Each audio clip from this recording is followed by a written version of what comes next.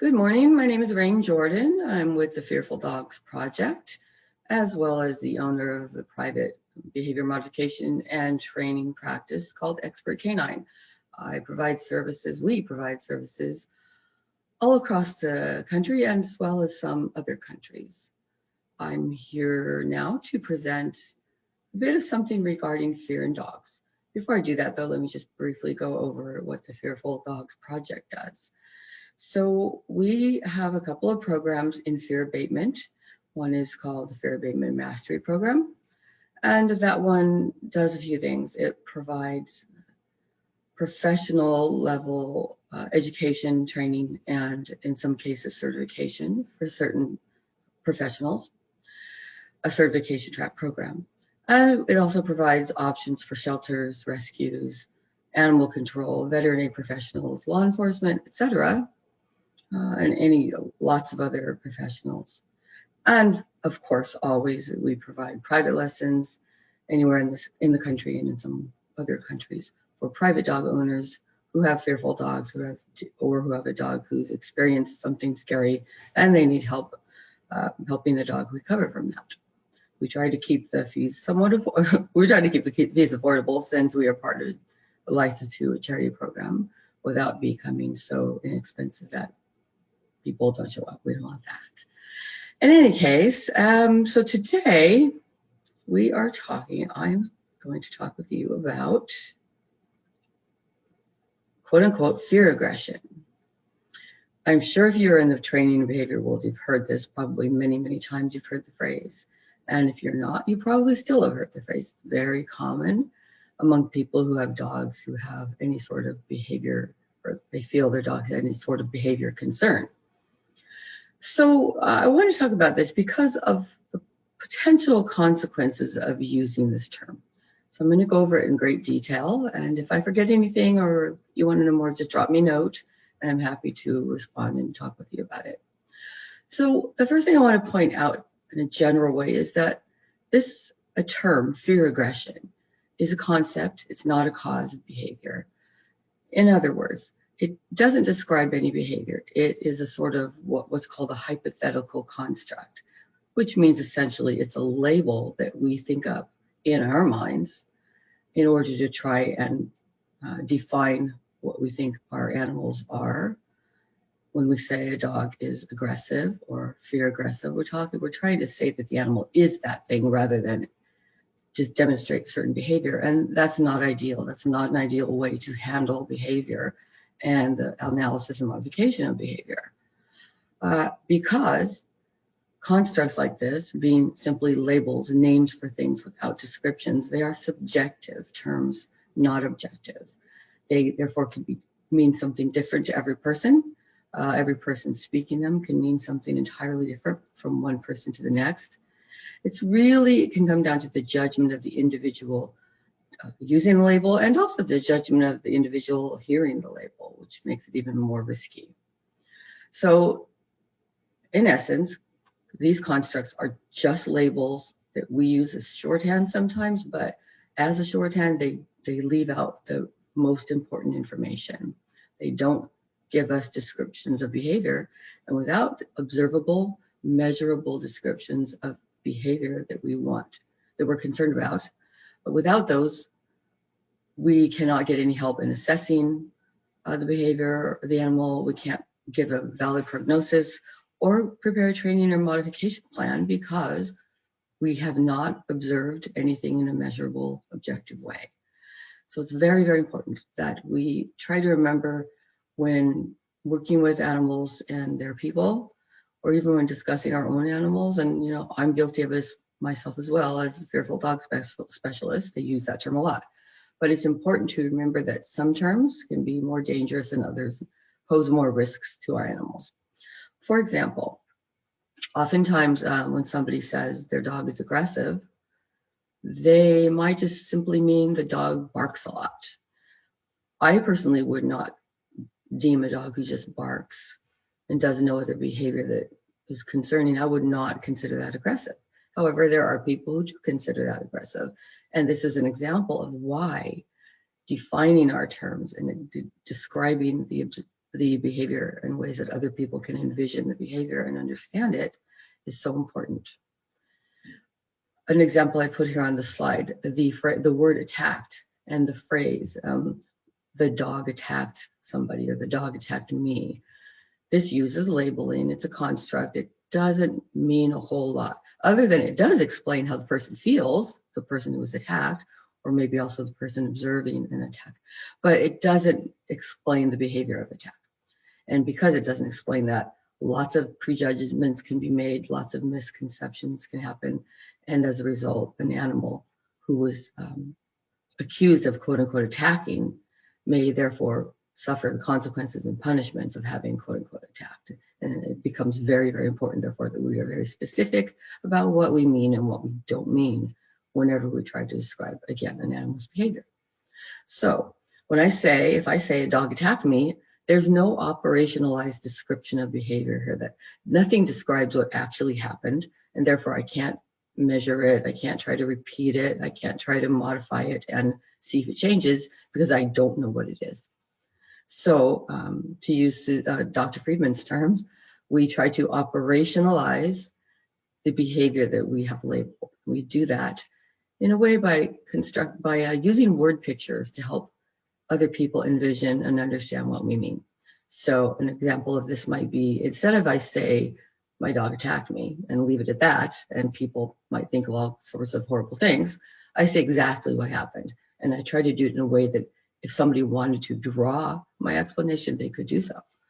So an example might be, I fell, I screamed, ouch, and I sat on the floor.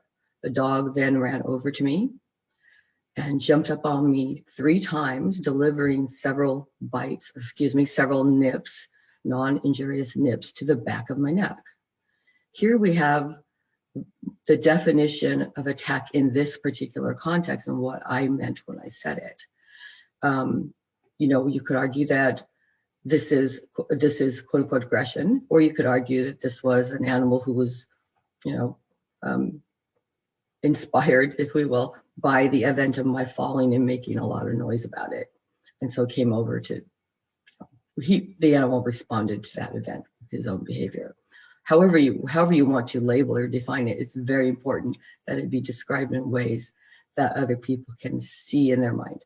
So when you're trying to operationalize a behavior, which I encourage you to do as much as possible as trainers and behavior consultants, and even as dog owners, it's important to ask yourself, can I draw this? Or could the person I'm telling draw it just by my words?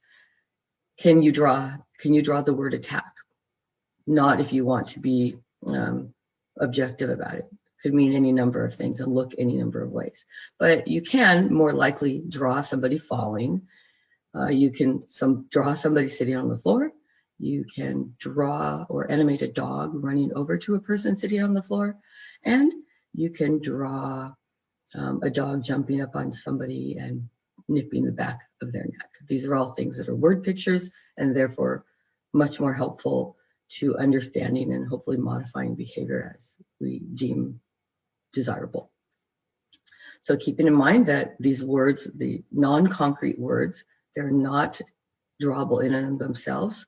These are labels, they're constructs we create in our minds, but they don't help us or our animals in modifying situations we dislike. Let's see. So labels are convenient shorthand. I mentioned that a moment ago, but mostly, and the best use of a label is really only when all people involved have pre-agreed upon the definition. If I say fearful dog, which I say a lot because that's my line of work, I know what I mean. And hopefully the people I'm talking to know what I mean. But I slip, you're going to see it in another presentation. I slipped earlier when I mentioned that, or later, depending on what you watch, I mentioned that something about a bite out of fear. Well, that would be inaccurate, wouldn't it? It's not quite that. Would be the more accurate description would be something happened, and I would describe in word pictures whatever happened, and then the animal, so the response to that event was a bite. Now, do I know that's out of fear? Not really. If I think the animal was self-defending, if it looked like the animal's threatened by what somebody else was doing or what I was doing. And then the animal tried a bunch of things and eventually bit. You might argue that more, but it's really not the main goal here, especially when we're talking about a phrase or a term, a label like fear aggression. So labels are convenient, they're shorthand, but we should try to make sure everybody knows exactly what that label means if we're going to use it. And if we're not sure of that, then try to find at least a way after using it to elaborate and define it objectively. And certainly you want to try to avoid using these labels and constructs when you're performing assessments and diagnoses and prognoses and behavior training, behavior assessments or training and behavior modification plans. You need to be very objective and specific in those things. Let's see. So one way in that labels can be harmful is that a particular word or phrase may inadvertently and wrongly lead people to think that something is defective in the animal, inside the animal, instead of there was some behavior that happened that was undesirable by whoever's speaking. And also, furthermore, by associating something assumed dangerous with something about being afraid is also dangerous itself. So for example, if I say fear, my dog has fear, or my fear in dogs, or I say fearful dogs, like I said, it's one thing to say the dog is experiencing fear or is fearful. Then when we add aggression to that label, we have fear aggression. Now we're implying, or so a lot of people will take that to suggest that the fear and the aggression are somehow correlated or causal in some way, which is not the case. Usually, as we'll see soon, a bite or other behavior that people would deem aggressive coming from a dog who feels threatened is not what we would call aggression at all. So calling a dog fear aggressive or describing a behavior simply as fear aggression can put the animal's life at risk because, as we all know, dogs who are aggressive often get euthanized. And so we don't want to associate the idea, the concept of fear or fear-based behaviors with the ideas and concepts and descriptions of aggression. That would be putting a lot more animals at risk. So inaccurate aggression labels do often lead to surrender, to mishandling or punitive, inhumane training methods, and often to also elective euthanasia.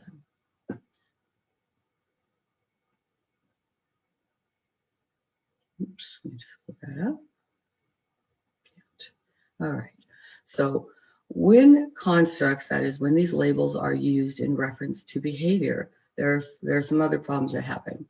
They can be used either purposely or inadvertently as an excuse to get rid of the animal. Again, if we think the animal has something wrong inside the animal itself, then, and if we think that thing is aggression, and a lot of people think aggression is just a danger that can't be dealt with, then this leads down the path of eventual, oftentimes, euthanasia of such an animal.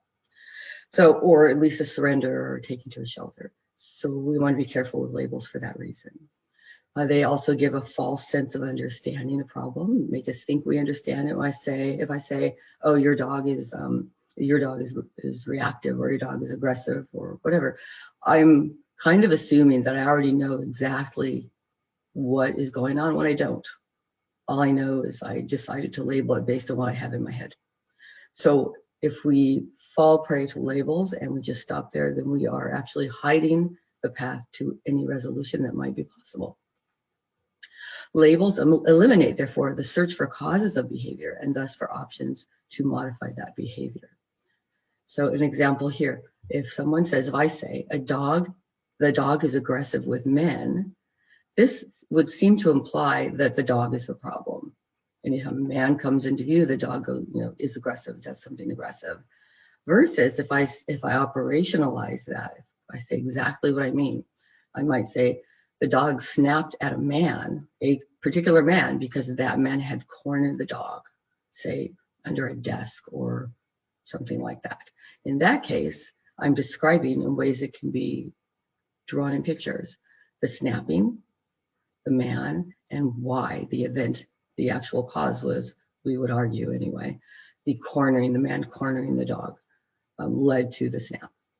So this one, the operationalized version, is what we want to achieve, in order to best serve animals and their humans. This is a quote down here from Dr. Susan Friedman. A lot of this page is at least born of her ideas and teachings, but this is a direct quote. The cause of behavior is found in context, not in animals. So, behavior as response to other events in context, to, for example, the appearance of a triggering stimulus in a given context. If the man who cornered my dog, for example, and got snapped at, came back the next day and started to do that again or did something similar, there's an increased chance that something similar might be the response from the dog, because that was the experience from the last time. So the point here is, I kind of got off track, forgive me, but the point here is that to understand that it is the environment, mainly, at least from a behavior point of view, behavior focus, the environment largely controls behavior, which means, in another way to say that is that anytime something changes or occurs in the environment, it can elicit a particular behavior as a response. So when we talk about a dog being aggressive, what we really are saying is something happened that made the dog led the dog to behave in a way that seemed dangerous to us or aggressive in some way, but that was a response to the environment, not something inherently in the dog, at least in most cases. Truly aggressive inherent in the dog is very, very rare. For example, maybe a brain tumor or something, you might argue. So being that fear, wait, did I skip? Hold on. No, I didn't. Okay. So you've probably seen a version of this, if not this version, what's called the canine ladder of aggression. And I want to point out here a few things. One, fear does not lead to aggression. It's not how it works. We just covered that a minute ago, that things happen as a result of other things happening. So the idea that being afraid means that animal's automatically going to then be aggressive is just fallacious. It's not true. And as a result, or in addition, this ladder of aggression that we all see floating around the internet does not actually describe aggressive behavior. And why do I say that? Because all of these things up here, most of these descriptors of behavior are descriptors of self-defense responses, fear-based behaviors, not aggressive behavior. And I'll go into the details of that soon. So in any case, for now, these handouts, these claims, and these memes that call this whole process aggression, the ladder of aggression, or things similar to that, can lead to misconceptions and the growing of misconceptions. And these misconceptions, as I mentioned previously, can be dangerous to dogs. If we somehow go from thinking that a scared dog, maybe this year I'm talking about scared dogs, and then somebody gets a hold of this handout or something like it and reads all these fear symptoms or these fear-based behaviors, and sees the title that says ladder of aggression, and somebody who isn't well-versed in animal behavior might just assume that all of those fear-based behaviors, fear responses, actually mean aggression. So it's very important to understand and challenge if you see something like this that doesn't make sense. Maybe in the day when it was created, that was what we knew. I don't know about that, but trying to be generous in interpreting it in that way. In any case, we want to try and be as clear and as precise and accurate as possible. So since most of these behaviors on these ladders, steps to aggression, etc., are actually fear-based responses, usually self-defense responses, either to avoid a threat or to try to escape the threat or to try to make the threat go away, then we would not call these aggressive indicators of behaviors, because they're more associated, if they're trying to avoid, escape, or make something scary go away, these are things that more of a, if we're going to use a label again, a victim would be doing, not an aggressor. So, and it's actually the exact opposite a lot of times of what we are saying or what people are saying. So this ladder would better be called something like the ladder of distress, the canine ladder of distress, or some other less dangerous word or label than aggression. So I've made one here, and I wouldn't use this anyway. Let me just be clear about that. I'm just trying to improve upon what is out there. I know other people have made attempts to do that too. So this is just for the sake of this presentation. I do not use anything like this in my own practice, but some people do. So the steps of distress, this side, the yellow, I'm calling that the ladder of distress. That is self-defense responses to threats or perceived threats. And these self-defense responses generally will involve distance increasing behavior, which means the behaviors the dog executes are to try to get away from the threat or to try to get the threat to either stop or to go away. And so some of these behaviors listed here, I've taken from those other charts and just kind of added them for reference. You probably know most of them already, so I'm not going to go through every one. But most of these things on this side, this ladder of distress, are just self-defense responses. Don't come after me. Don't, let me avoid you. I'm not a threat. Please don't threaten me. Please don't hurt me, etc. So we would not call that kind of behavior aggressive. And I think if you think about people, if you think about somebody who, say, somebody's threatening to beat them up, and the person is being threatened, says, please don't do that. I won't hurt you, and I promise to be nice, et cetera, et cetera. Obviously, that is not aggressive behavior. It's behavior designed to make the scary thing go away so that nothing aggressive actually happens. On the other side, what we often see, let me take that back, what we can see sometimes, if we're going to talk about aggression, as a different type of behavior. And a really true aggression, which I'll mention some definitions soon, is a different, it looks different than self-defense responses and fear-based responses to threats. So on this side, the fear side here, fearful dogs or dogs who have had scary experiences in the past will tend to avoid and may be avoidant generally. Then if they perceive something that seems a threat to them, they may retreat, try to get away, seek escape, try to avoid in any ways they can, maybe practice some appeasement gestures to communicate or to create peace so that maybe that threat goes away on its own. Whereas over here, when you're talking about a dog who's aggressive, we're looking at different behaviors. We're looking at seeking or hunting without necessarily any triggering stimulus. Over here, we have a triggering stimulus. The scared dog perceives a trigger that is a threat.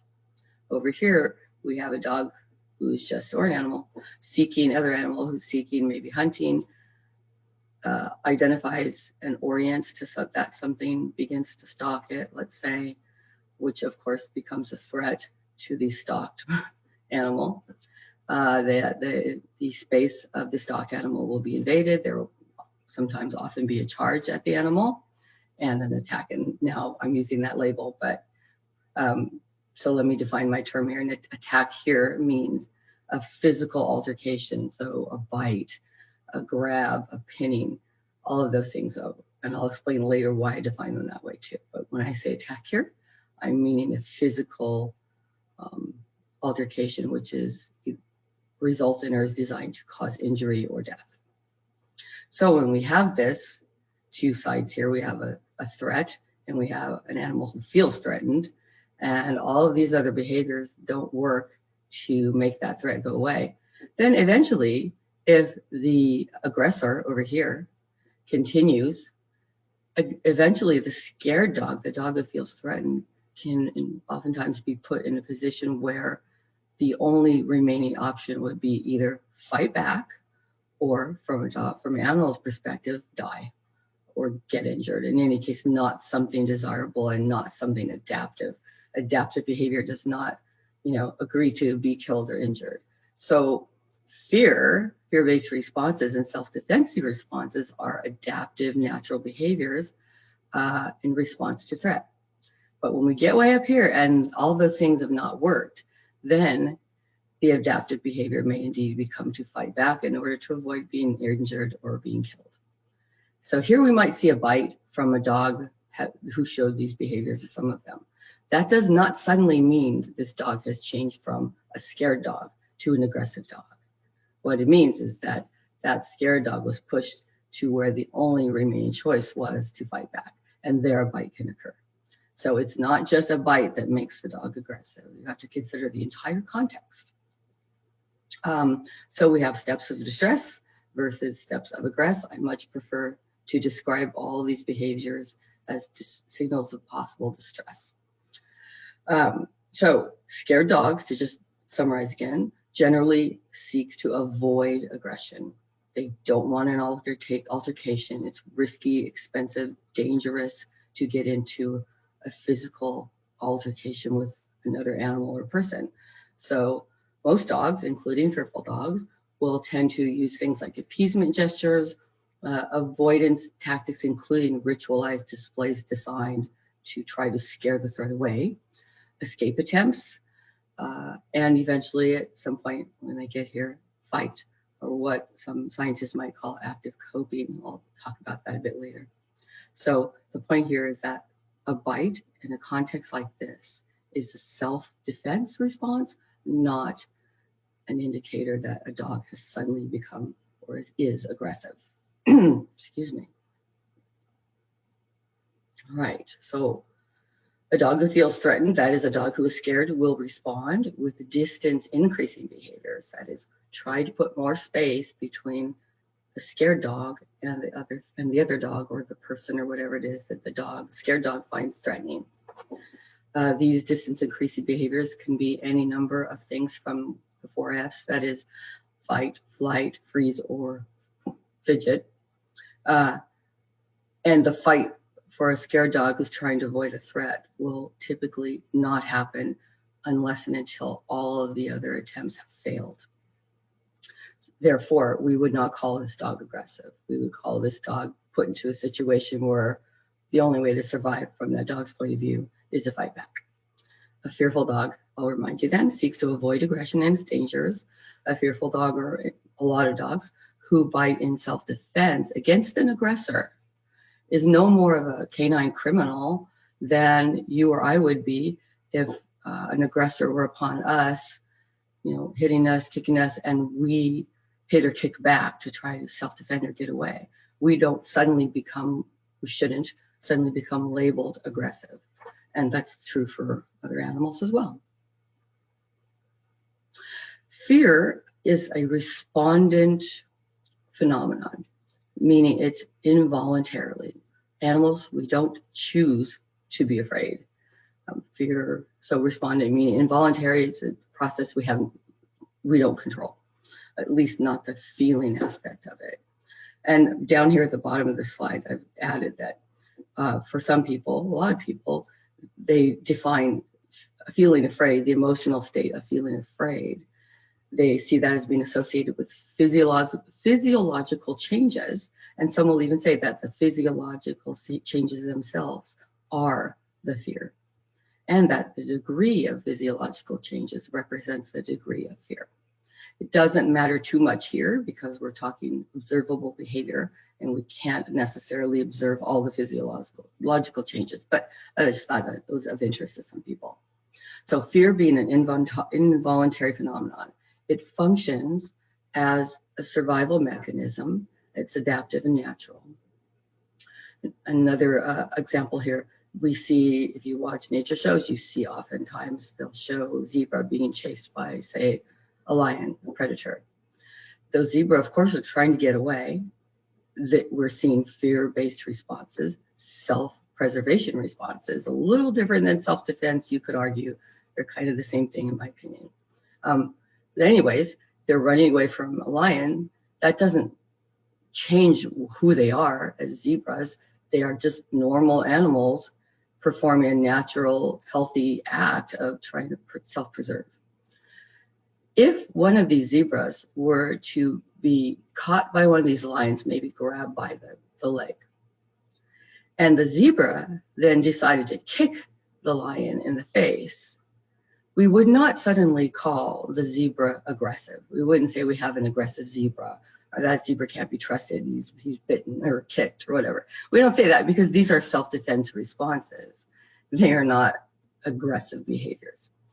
So this is, I think, just a really good way to think about it when we're trying to figure out what happened, what was the elicitor of the event, and what to do about it. Responding with fear to threats does not imply there's something wrong with the animal. In fact, the opposite. Responding to threats with fear-based behaviors is very normal. And if we didn't do it, none of us would survive very long, because it's there to help us protect ourselves and survive. Now, on the other hand, if you have two organisms, let's say two dogs or a dog and a person, let's say a dog and a person, it may mean there's something wrong with the other individual. For example, maybe if my dog is feeling threatened and starts to show avoidance behavior, wanting to get away, and the person involved makes a really bad judgment and decides that he or she is going to continue to try to get closer to the dog, even though the dog clearly is afraid, then that's a bad judgment, and that implies something at least wrong in the decision process of the person. It does not mean if the person continues to push and corners the dog where the dog can't get away, and maybe the person then grabs the dog, well, that dog may in fact bite, because that's what push came to shove, so to speak. That's the position the dog is put in. So that's a case of bad judgment on the other animal, the person in this case, which in a way makes the person the aggressor. Even though the dog was the one that bit, that dog was trying to get away from an aggressor. Cruelty is another possible example. I know that's a label, but not to spend time on it right now. So fearfulness, generally, for the purposes of the project at least, we think this as a state or a tendency related to feeling threatened and related to the responses that dogs in particular demonstrate in the face of threats. Whether it's a real or perceived threat, it doesn't matter, because how do we know what's real and what's perceived to a dog? So if the dog finds it threatening, then the dog is going to self-defend, and we can't hold that against the dog or any other animal, because we're not in their heads and we don't know what it is to them, and we cannot know. So then it's also a natural instinct that compels an animal to avoid or escape the danger that is implied by the threat. So that's hopefully is pretty self-explanatory beyond that. Now, I've kind of repeated this here, but I wanted to give it to you in another slightly different format. So if fear is an emotional or a physiological state related to feeling unsafe, that is, if I feel unsafe, I'm afraid. And it's often accompanied by natural adaptive behavioral responses, such as trying to avoid, trying to get away. So the response is the behavior in such a case when an animal is feeling unsafe. That the behavioral response would be one that is designed to increase distance from the threatening stimulus. In other words, it's a self-defense response, as is required in the nature of animals in order to survive. So a self-defense response then would further be one that was taken because it was required in order to not be injured or killed. That is why we don't see this happen right away in most dogs, especially in fearful dogs, because it's a process by which all the other avenues, oftentimes, not always, but oftentimes, are attempted first. And only when the only choice left is, say, a bite, it's then required in order for survival or protection from injury. So fear-based behavior, I prefer to call this self-defensive behavior, a self-defense response, because again, we don't want to accidentally imply that fear-based behavior is somehow wrong or somehow not necessary. So I prefer the term self-defense response, just to be clear to everyone. So a fear-based or a self-defense response is when something other than the dog who feels threatened, that is the scared dog, the one who perceives a threat, something other than that dog is the threat, that is the aggressor. So the scared dog is not the aggressor, there's an other aggressor in the environment. The scared dog's behavior in that context, that threatening context, is therefore a self-defense response. Whereas aggression, which is, I'm borrowing a quote here, part of a quote from Roger Brontes, who's an ethologist. If we define aggression as behavior directed toward eliminating competition from an opponent by injuring or killing it, then that behavior differentiates itself by the fact that it requires distance decreasing. That is, in order for one animal to injure or attack another, that animal has to first close the distance that you have to touch. One animal has to make contact with the target, the victim. So that is one way you can often decide whether you want to label something aggressive or self-defensive. So the competitive elimination-seeking dog is the threat in this context, because this dog, the one doing the distance decreasing, is acting to physically, that is by contact, injury or death, eliminate potential competition. There's another difference here, and this is my perspective, come from a lot of things, including what other people say and my own take on them. So the aggressive action is offensively eliminative, not self-defensive, and therefore it was not required for survival in that context. An aggressive action, what we might deem aggressive, a bite, a ripping, a shaking, etc., these things may in some cases be the result of being threatened and pushed into a corner, and that being the only choice left. But when we see this behavior, when it's not required, when the dog doing the behavior was not threatened, then that is when we would be able to, if we were going to use a label, consider that an aggressive behavior. That is, the dog didn't have to do it in order to survive. There were other options. So aggression, simplified. An assailant seeks, identifies, and pursues a quote-unquote victim. Self-defense would be the would-be victim acts to avoid the assailant. So one is pursuit, one is avoidance. In a very simple, the simplest of terms, how do we know if we should call something self-defensive instead of aggressive? If it's trying to avoid some assailant or some danger, it's self-defense, generally speaking. So I have my own rather windy definition here, or explanation, followed by a Bronte's again. So let me just give you both of those. Fear does not elicit aggression. Aggression is not a result of fearfulness. Instead, fear-based behavior responses are the result of being or feeling threatened by a stimulus in an event, in a context. When a dog feels or is threatened or is being harmed, that dog may employ behaviors that are designed to get away from the threatening stimulus or to move the threatening stimulus away. In other words, the dog will employ self-defensive behaviors in order to try to survive, to keep life in limb, if you will. These self-defense behaviors are not indicators of aggression in the dog. Self-defense behavior does not mean a dog is aggressive, and quite often it means the opposite. But I'm just judging there now.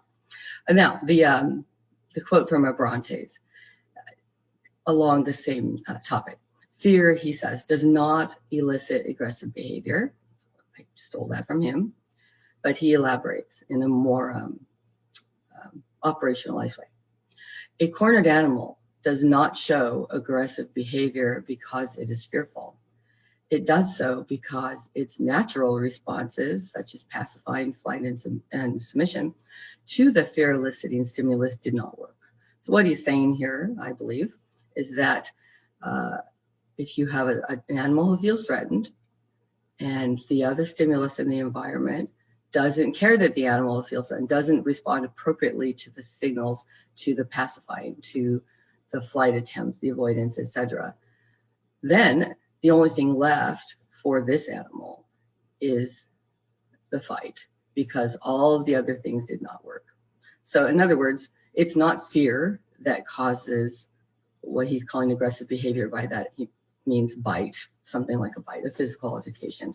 He's saying that that is only what happens when nothing else works. So it's not a question of aggressive behaviors happening because of fear. It's a matter of a bite or other physical altercation happening because all other options were exhausted. So this is important for us. Obviously, when we work with dogs, be very careful not to inadvertently seem like a threat, especially if we're not aware of it, because then we could be in this situation where we're getting bitten and the dog would be blamed, when typically oftentimes it's not the dog's fault. When we ignore the dog's signals and attempt to resolve her sense of endangerment peacefully, we leave the dog with the only option left, which is fight. And here I've kind of adjusted some common terms into my own little terms here, and there's a reason I've done that. I've called fight active self-defense. And what I mean by that is any self-defense, they've gone through the whole progression here. We have the passive, that is trying to increase distance. We have the ritualized, continue trying to increase distance, sometimes by pretending to be scary in order to scare the other thing away. And then if none of this works, then we are here where the fight, that is fight back, the bite, etc. happens. So as active, I created these terms, sort of categories, to try to help explain the differences in yet another way. I'm just trying to give you a lot of different ways to think of, understand the same basic principles. So passive self-defense is non-contact seeking and instead distance increasing behavior to avoid an aggressor or some other threat or danger. It includes appeasement, avoidance, attempt to escape, etc. Then if that doesn't work, the next thing that often will happen, not always, but often, is that there will be ritualized self-defense behavior, which people usually call ritualized aggression. But since there's no contact, I'm changing that. In my opinion, it should be there should be no contact in that definition. So I'm calling ritualized self-defense non or incidental contact. That is, you bump into somebody, let's say, accidentally.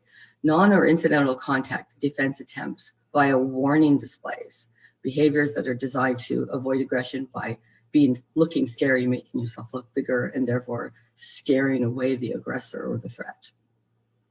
And if neither of these two non-contact things work, and especially if the threatened individual has no other means left, is cornered, etc., then we will see what I'm going to call active self-defense, or we might see that. Contact including fight back behaviors, such as a bite when a dog is pinned, or such as a bite or a snap if I corner a dog under a table where there's no way out. So this is still, though, self-defense behavior because it happened as a result of trying to get away from threat, trying to avoid aggression, and it happened after the passive and ritualized non-physical altercation avenues were exhausted. So when somebody, human or other animal, goes through all this, we don't get to suddenly just call them aggressive because they had no choice but to fight or die. In a nutshell. All right, so let me check something. Okay, so in summary then, I encourage all dog owners, all behavior consultants, trainers, shelter workers, rescue workers, fosterers, anybody who's got any kind of proximity to or interactions with dogs and other animals too, to consider a more enlightened perspective on what it means to be threatened versus what we imply accidentally if we use a term like aggression or fear aggression. So I'm going to claim here, I'm going to state adamantly that fear aggression is not a thing. If you're afraid, you're trying to avoid aggression. So thereby, fear aggression is oxymoronic. And I would encourage people to stop using that term. If we want to explain what we mean, we can do that operationally. So a more enlightened perspective then. If a dog is afraid of a person, for example, attempting to close distance, that is, a person is getting closer to the dog, although the dog is afraid of the person and wants to get farther away. So if a dog is afraid of a person who is attempting to get closer, thus the dog tries to scare the person away, that is, create distance, and the dog does this after or instead of all of the other attempts include growling, lunging, and so on, that dog is in self-defense mode. Because although the dog wants distance, the person either is aggressing or appears to be aggressing from the dog's perspective as somebody who wants to stay away from a threatening stimulus. And thus, the person represents a threat to the dog from the dog's perspective.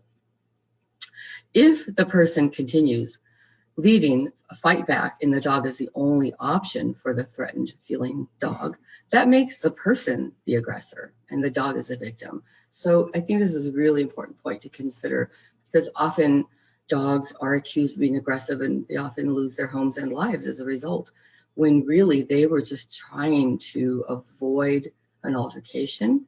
They were trying to stay safe. Something we did accidentally, we didn't realize it maybe, or maybe we thought we should, maybe somebody told us to be the boss or dominate, or all these other misconceptions about dog behavior. One of these things, whether purposely or accidentally, caused us to misbehave, further scaring the dog. And if we go far enough that we don't back up and we don't back off, and we take away all of the other options from the dog, the peaceful options, and then the dog bites after that, then it's really not the dog's fault, it's us. We were the ones aggressing in this case. And I think it's just really important to think about that. If you take nothing else from this, please take that oftentimes when we say a dog is aggressive, we don't realize that the other organism, the other individual, is the one doing the aggressing, while the original dog was just trying to self-defend. You see this in humans as well. So a bite delivered in self-defense, a bite delivered in self-defense, especially when avoidance and escape attempts have been ignored or rejected by the other stimulus. Such a bite is not aggression. It simply is not aggression, it's self-defense. So a bite, therefore, a bite from a scared dog in order to fend off an unrelenting threat is not fear aggression. And furthermore, I'll remind you again, fear aggression, in my opinion, is not a thing. It's an oxymoronic phrase and it needs to go bye-bye. So my preferred term for what happens when a dog self-defends to the level of fight back is an active self-defense response the dog was forced into by having all of the other options removed. So I encourage you to look for ways to replace these labels, which are often dangerous, life-threatening to the dog, or at least home-losing to the dog. I encourage you to look for ways to replace these kinds of labels with operationalized descriptions of behavior, as well as with, like I've done, if you find a need, if there's a vacancy for a different way to say something that is more accurate, do that and then operationalize it. And of course, always to stick with behavior, not only behavior observation, but behavior modification based on observations and measures of improvement over time. So if you have any questions about any of this, please do feel free to contact me by email or maybe by PM if you prefer on Facebook. I just want to go over again what the Fearful Dogs Project does. We actually don't we get a lot of clients who think their dogs are fear aggressive, but we spend most of our time talking about self-defense behaviors because that's what they usually are. And there's the Fear Abatement Mastery Program, which provides instruction and coaching for all kinds of people related to fearful dogs, owners, rescues, shelters, staff and volunteers, and many others internationally and nationally. And we have a certification track program for professional behavior consultants and trainers. So if anyone is interested in learning more about how to become a certified Fearful Dogs professional, you can find more information on that on the website under the FAM FACT link at the top of the page. There's also program application if you want to be considered for this. And I should say that this program is intensive. It is a lot of detail. It's a lot of practice. Sometimes it might seem confusing because we will oftentimes say, well, it depends. And, so it takes not only really being willing to apply yourself, but also being willing to be unsure so that you get chances over and over again to apply what you do know and what you do learn to odd situations, to those it depends situations. And if you make it, then among other things explained, you'll get a little title with an icon there. In any case, again, if you have any further questions or any questions at all, I will be here in the chat. Even though this is pre-recorded, I am here watching it with you. And so I'll be here throughout the thing. In case you have any questions, I can answer them in real time as you're watching. So please feel free, and I look forward to hearing from you. Bye.